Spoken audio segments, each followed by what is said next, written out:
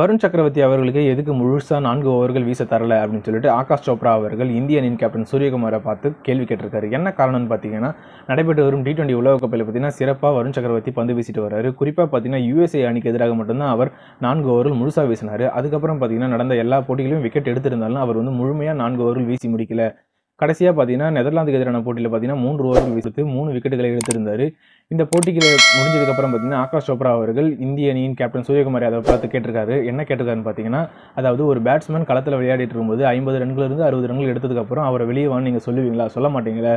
பேட்ஸ்மேனுக்கு எப்படி ஒரு ரிதம் தேவைப்படுகிறதோ அதே போன்று தான் ஒரு பவுலருக்கும் ரிதம் தேவைப்படும் அப்படின்னு சொல்லியிருக்காரு. அதாவது வருண் சக்கரவர்த்தியும் முழுசாக 4 ஓவர்கள் அவர் ஏன் கொடுக்க மாட்டேங்க அப்படின்னு சொல்லிட்டு இவர் கேள்வி கேட்டிருக்காரு. அது மட்டும் இல்லாமல் பார்த்தீங்கன்னா நெதர்லாந்துக்கு எதிராக இந்த போட்டி முடிஞ்சதுக்கப்புறம் ட்ரெஸ்ஸிங் ரூமில் வருண் சக்கரவர்த்தி அவர்களுக்கு இம்பாக்ட் கிரியேட் பண்ணியிருக்காரு இந்த தொடரில் அப்படின்றதுனால அவருக்கு ஒரு விருதும் வழங்கினாங்க.